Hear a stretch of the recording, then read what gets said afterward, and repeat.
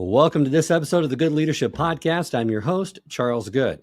Today, I'm excited to bring you an inspiring conversation with Polina Marinova Pompliano, best-selling author of Hidden Genius, The Secret Ways of Thinking That Power the World's Most Successful People. In this episode, Polina takes us behind the curtain of extraordinary success, sharing insights from her journey, as well as fascinating people she's profiled. We'll uncover lessons in mental toughness from a Holocaust survivor, explore resilience strategies embraced by icons like Beyonce and Kobe Bryant, and dive into leadership wisdom from Nick Saban, including how he built a culture of sustained excellence while coaching at Alabama. Polina also explores the power of belonging in community, highlighting lessons from Taylor Swift on creating meaningful connections. So this episode is packed with practical takeaways. So let's dive in and help you unlock your own hidden genius. Welcome to the Good Leadership Podcast, where we engage with esteemed thought leaders and explore research-backed strategies and techniques that empower leaders at every level to achieve meaningful results that drive lasting change. You have a great profile on Edith Eger, and I'm not sure how many people know her, so give us her backstory if you could. And I love some of the quotes that you give in regards to that and really differentiating between victimhood versus, playing that victim role. So Edith Eger is a Holocaust survivor. Her book, The Choice, is one of my favorite books on the planet. Incredibly well written, but also the mental resilience she has is truly admirable. She says there's a difference between being a victim, between victimization and victimhood. She says, like, at some point in our lives, we'll be on the receiving end of something. There will be the partner who yells at you, the boss who's treats you horribly, the neighborhood bully. You'll be on that receiving end of this victimization. But you don't have to think of yourself as a victim. You don't have to put that identity on yourself unless you want to. Victimhood is just constantly seeing yourself as somebody who she calls it as like living in the confines of this victim prison in your mind. You are the one who controls that. So it's obviously her experience is an extreme case of somebody who went through something truly horrendous, and she's still able to have that resilient mindset that I talk about in that chapter. It's very hard to cultivate, but the people who have mastered it, it's a complete game changer for them in terms of how they lead their lives. Well, it's so impressive to think that, she went through all this and suffering is universal. She acknowledges that, right? But victimhood is optional. We're going to be victimized in some way throughout the course of our lives. At some point, you're going to suffer from some form of affliction or abuse, you mentioned, caused by Yep. circumstances that you have no control over. This is victimization. It comes from the outside. Victimhood Yes. comes from the inside, and no one can make you a victim but you. And that's really in your mind and how your mindset is. So it's such a powerful story and a reminder for people that if you don't give in to victimhood, you can develop the kind of mental resilience that will carry you through likely the most difficult situations. Exactly, yeah. And I think in that chapter, it's one of my favorite chapters because there are so many tiny specific techniques that you can do to improve or to strengthen your resilience muscle. You also mentioned something that I think was really profound and effective, that a lot of successful people, they adopt a third person personality. David Goggins calls himself Goggins, Sasha Fierce for Beyonce, the Black Mamba for Kobe Bryant. It's all giving them that separation to say, I need to go into that role. And that role is of a person that has greater mental resilience and exudes those qualities that I want to hopefully incorporate into who I am today. So eventually that distinction between who they are and who I am goes away at some point, right? It all kind of stems from this. There's a literary device called ilgism, which is referring to yourself in the third person. When people do it, people don't like it. People don't like it when I would say, Paulina's the greatest. Like, people wouldn't like that. It's just like, say I. It's often a form of that is often used with post-traumatic stress therapy, where it helps take the patient and give them a little bit of distance between them and what's happening to them. So it's what Edith said. It's like the circumstances versus the inside. And by referring to yourself in the third person, you can kind of see the story from a slight distance and it gives you perspective. The reason the people you mentioned, they use something called an alter ego, which is they create a character that they can become in moments when they have to perform. In moments of high stress, high pressure, I'm not myself, I'm this other being. The reason that's powerful is because, again, it creates distance between how you feel you are and the person you want to become. And it's often in moments of stress or pressure. So, for example, Kobe Bryant, at that point in his career, he was not very popular. He was getting booed everywhere he went, and people were saying, "Boo, Kobe." So, he was like, okay, when I step on that court, I am no longer Kobe Bryant. I am now the Black Mamba. And it's like this snake and this, that he would visualize it. So he would go on, he would hear Boo Kobe, but mentally he had made that distinction. So he was able to become this other thing. He was like, I'm now performing as this other thing. Beyonce was really introverted and shy, but she knew she couldn't be like that if she was going to be a global powerhouse on stage. She would have to dance a certain way she wasn't comfortable. She would have to, perform and dress and all these things that she would never do in her normal life. So instead of being Beyonce, she called herself Sasha Fierce. That's my stage name, performance, identity, and it would give her confidence. I do the same thing. I used to be very uncomfortable going on stage and speaking, but then I kind of thought of myself as playing a role. I was like, I am now going to play the role of journalist. It is my job to ask these hard questions, all this stuff. That took the edge off and the nerves went away because I knew I was playing a character. And David Goggins, he's, this extreme athlete. He used to be severely bullied as a kid. So he says, David Goggins was a weak kid. And David Goggins' whole thing is built, not born. So he's like, I built Goggins. Like, this is my identity. And I actually don't like the term alter ego. I more like aspirational self. It's the person you aspire to be. And the more that you can act like your aspirational self, the more that delta between who you are and who you want to become starts to narrow, the more that you do it. So as Beyonce started performing more and more, her confidence went up naturally. And then she kind of became this aspirational self of Sasha Fierce. So in a later interview in her career, they said, so what happened to Sasha Fierce? And she's like, oh, I killed her long ago. Like, I am now that person. So you don't end up needing the psychological crutch over the long period of time when you've actually become this person. But sometimes that road to becoming that mentally resilient, like tough, thick-skinned person can be a long one. So it's helpful to have something like that. Another area that they struggle with, and they believe once again that either you're born with it or you're not, is storytelling. They think if I'm not a good storyteller, there's no reason to work on it. No, it's a skill that needs to be built over time. And you had a lesson that I'd love for you to share with our listeners about your experience that you were assigned someone that you thought was just inherently boring. And your instructor, your professor said, you know what, there are no boring people. You just didn't ask the right questions. Yes. This is not just the great framework for profiles, but also life. I think so. I was in college. It was like my first year in journalism. And one of the assignments was do a profile of someone in the class. And I chose this guy. I thought he was very boring because I would ask questions and he would kind of not really go deep with me. You want people to go there and tell me all your struggles and insecurities. And he was just like, nope, pretty normal childhood. Yep, everything was good. And he was just like, give me something. So I went to my professor and I was like, yeah, I'm not. I'm just going to find somebody new and then I'll write the best profile. He was like, no, that's not how this works.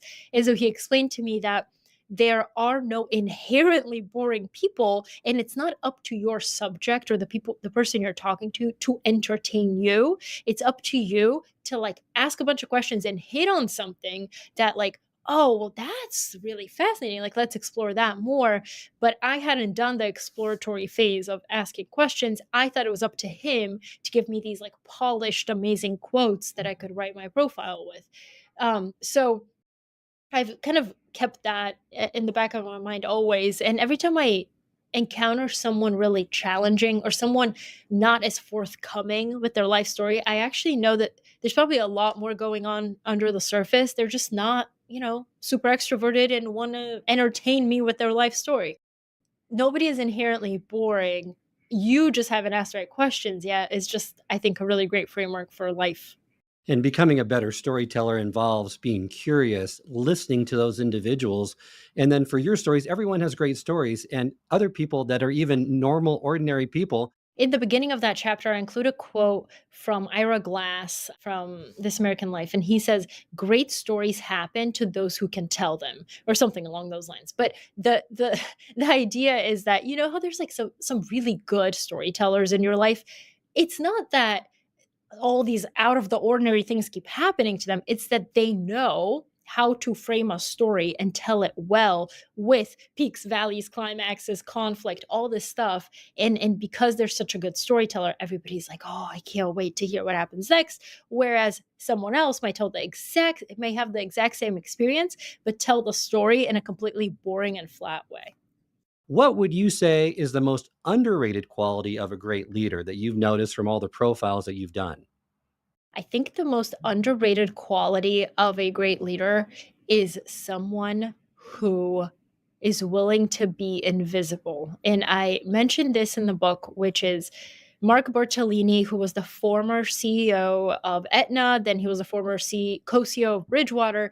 He used to be very ruthless. He was a very ruthless leader to the point where he would walk down the hallway, he would hear people like hum the Darth Vader tune that, oh, he's coming.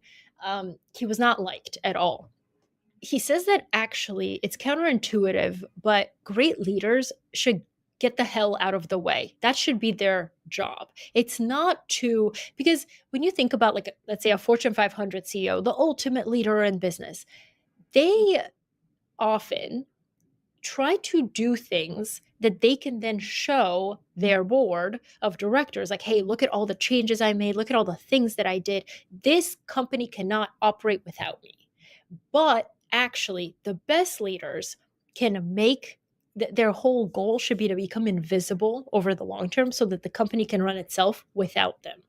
And they don't stand in the way. They've made it so efficient and so optimized that they can get out and the company would operate as business as usual, you know?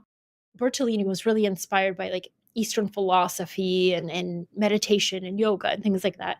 And so he created this philosophy that he adapted from the Tao Te Ching. And it's basically there's four levels of leadership. At the first level is your employees hate you. The next one is they fear you. The third level is they praise you. And the fourth level is, you're invisible and they pat themselves on the back because they say, good job, we did it. We did it. Not you did it, but we did it. And they take the credit for something that you've cultivated. That's the highest level of like leadership. That's a great story. There's another piece of that leadership that I think is what you mentioned in the book in the chapter that Nick Saban does really well, because a lot of leaders, they care about their position, but they don't care enough about the people. And Nick Saban, probably the most successful college coach in history, he cared about football, but he cared about his people even more. And he invested a ton of time and money to understand his players as people, not just as players. And that really made a difference. I mean, and the results showed for the success of his team and his university. But he wanted to make sure that he was giving back to players and looking at them as individuals, which so many leaders, would be great to do, that servant mindset that you were mentioning, but also just, focusing on the individuals. Do you know their names? Do you know what's going on in their lives? Are you really, kind of in touch with them? Or is it just kind of, just someone that you see and you just expect something from? Yes. Okay. So I really truly think that every single, whether the best leaders, the best writers, the best investors, you have to deal with individual people, and you have to be good at evaluating individual people in order to make a good early investment, in order to write a great profile, in order to motivate your players. So the beauty in Nick Saban is that he can do both. He can see the organization as a whole, the team as a whole, but also the individual player, and he knows exactly how to motivate them. I remember reading in a profile in Fortune on Nick Saban about how he would know so well each player that he knew how to motivate them differently. So, for example, if I know that you are normally motivated by tough love and I just give it to you straight and I yell at you and I yell in your face, whatever, but then I also know that you just had, somebody passed away in your family last week. I'm not going to do that because you might break. So it's like super nuanced psychological techniques that he's using as a football coach. But we should all be doing that. If you've heard the stories of there's two siblings, brother and sister. Their dad is the same. He yells, he threatens, he does all this stuff. It really motivates one of them, and the other one, like, that's the cause of their demise. So it's like, because you don't know, the same technique doesn't work for everybody. You have to know how to properly motivate each person. And he talks about in that profile, for some people, it's like the tough love. The other people, you just gotta be very specific in your critique, and here's exactly where you went wrong. They respond well to that. And I think it's the same in a company or a family, any sort of organization. It's like, how can you use the individual psychology to motivate someone to get the result that ultimately is best for them and for you? Absolutely. And another core leadership quality is for great leaders is a build and engage community within that organization. And there's so much evidence to support that it's lonely at the top. We're in the middle of a loneliness epidemic right now. This has always been evidenced by leaders, especially senior leaders, but it's now more pronounced than ever. There was a recent article on HBR that kind of showcases this as well. And you mentioned a unique distinction. A difference between an audience and a community is the way in which the chairs are facing, and the best antidote to loneliness is building a community. Yes. So if you think about a Twitter account, you are writing something and you're sending it out to your audience. People, yes, they can engage with your tweets, but mostly it's a one-way communication. You're saying something, people reacting to it. That's your audience. Unless you start engaging with every single one, you start messaging them, then it becomes a community. So I think thinking about which way the chairs are facing, Taylor Swift, she's here, the audience is here. One to many communication, but a community is it usually in a circle where people have communication through, with each other. That's kind of how I think about my newsletter is, yes, I am writing something every Sunday, but then when people write in, we're engaged in a conversation. Sometimes I connect them with other people. So it's like very much a community or a membership or a club is the way I think about it, versus it's just me preaching and talking and nobody has access. So yeah, so I think the best organizations and the most loyal are usually communities. And I think a lot of leaders can glean insight from your story of how you build a community from scratch, because you said it really starts with three key things to build lifelong loyalty: overserve your community members, build goodwill, and create moments of serendipity. I love that. Yeah, I did this in 2019, I believe it was, or 2018. I was like, okay, who are all the people who are reading this newsletter?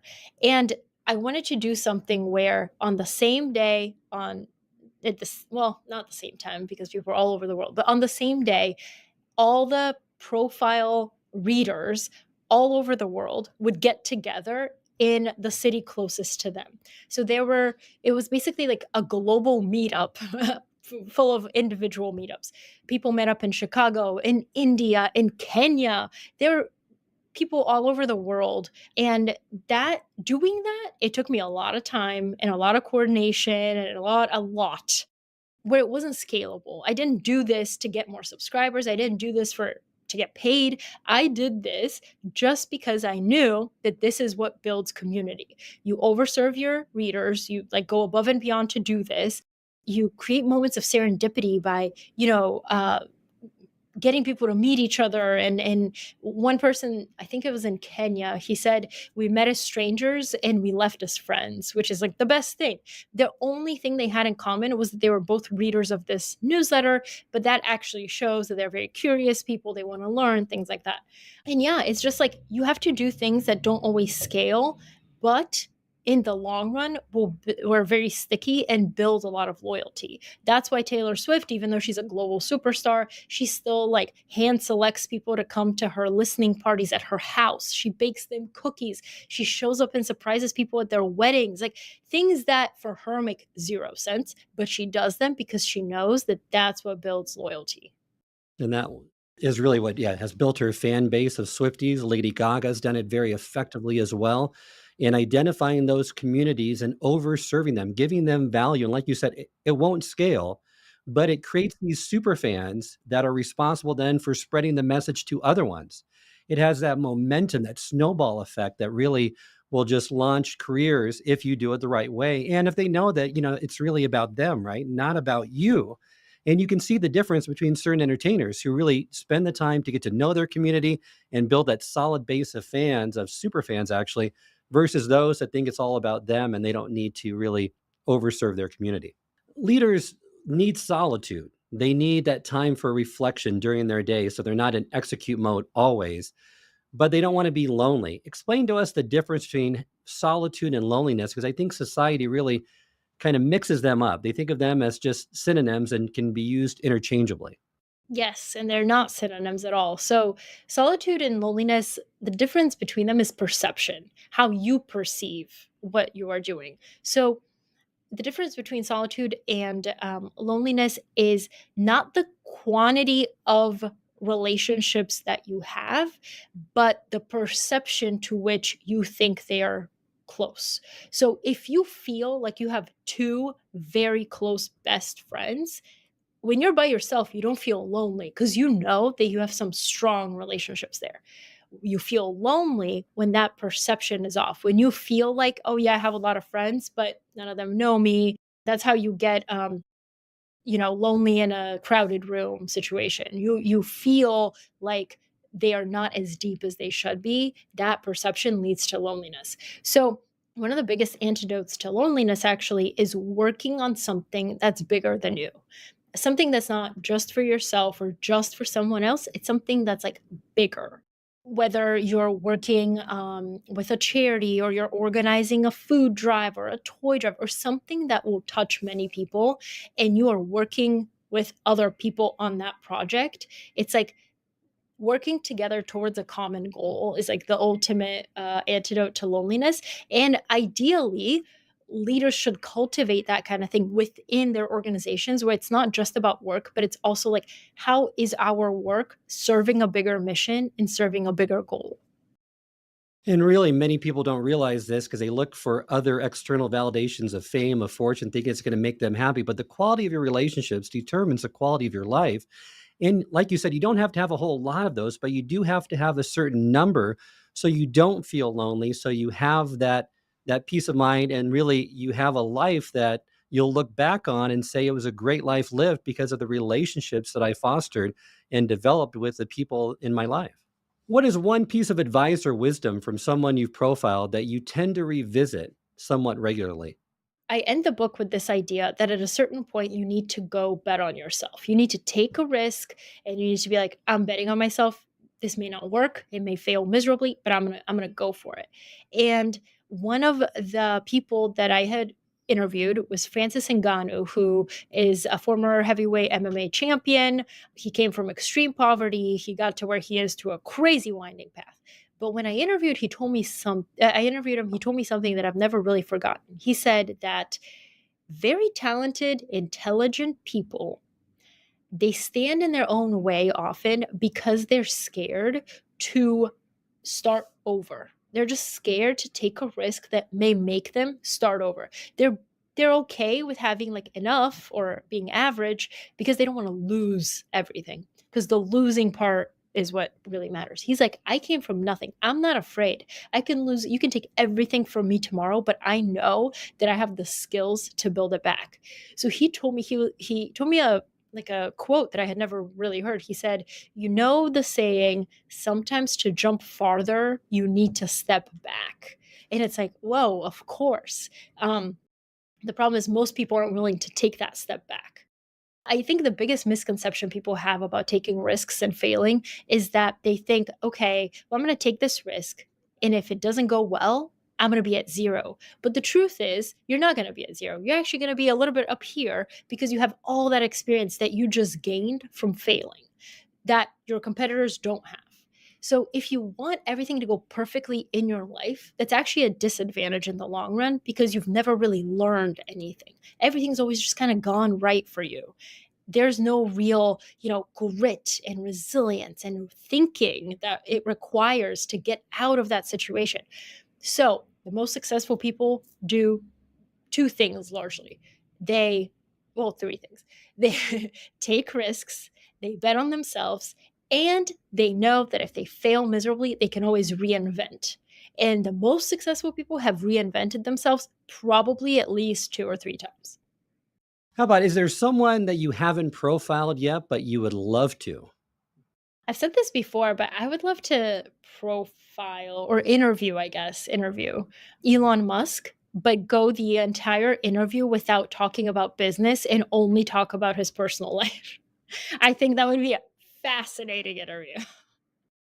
I agree with you. There's many people I'd love to interview as well. And it's just, like you said, it's like we talked about initially, it's putting in the work up front, making sure that you've done your homework with, there being that risk, right? There's no certainty that you will get that interview. But if you enter into that with, genuine curiosity like you do, and really an interest in them regardless, I think you're coming from the right perspective and you have the best chance of success based on off of that work that you've done so far, and trying to secure those interviews or talk to those individuals. And some of the best interviews I've had are from people that no one even knows, right? They have some Exactly. amazing insights and stories. Sometimes I see the more famous ones, you just get the boilerplate, the same things they say over and over. And it's up to you as an interviewer to really pull out nuances or new ideas that they haven't talked about on, the umpteen different podcasts and interviews they've had in the last, month or two. Exactly. That's why I interviewed JJ Watt, who people know, in the NFL. He's done a million interviews about football. But I was like, I'm going to go this entire interview without talking about football. So I got interesting things about his family life, his investments, things that people may not know, his philanthropy. So it's like they have lives beyond just what they do for work. So it's like you said, trying to pull out the unexpected. Try to start from an unexpected place. Interviewing Elon Musk about everything but business, unexpected, but you'll probably learn a lot more about the human than you have before. If you could share only one piece of wisdom or advice from all your profiles, is there one that you would share? Or is there a couple that you would share? Yes, one would be never tie your identity to something that is not your name. So don't tie your identity to something that you could lose, a job title, a relationship status, a material possession. All those things can be taken from you, and then your self worth will just plummet. Always try to go into projects of, why am I doing this? Does this align with who I am as a human? Like, for example, Charles, you have this podcast probably because you love to learn. So create situations and side projects. They don't have to be your full-time thing that align with who you are, that nobody can take away from you. Nobody can fire me from my newsletter except me. So basically try to diversify the things that you do and never attach your identity to something that somebody else controls. Great advice, because I see that a lot, and James Clear mentions this as well, is that you can take the qualities from a role that you were in. Maybe you were in the military or a leader, and you can use those same qualities in a different role, but your identity should be your own name and your own unique, authentic individual space, not something that you've assigned or society has assigned to you. Well, thank you so much, Polina, for having this interview today. Remind our listeners how they can get in touch with you and learn more about your work. You can find my newsletter, The Profile, at readtheprofile.com, and you can find the book Hidden Genius at hiddengeniusbook.com. I hope this episode has provided you with valuable insights. If it has, I ask you to share it with someone who would also benefit from it. If you've been enjoying and gaining knowledge from this podcast, then subscribe to our YouTube channel where you can find all the previous episodes of the podcast and additional learning resources. You can also subscribe to the podcast on Apple or Spotify and leave up to a 5-star review.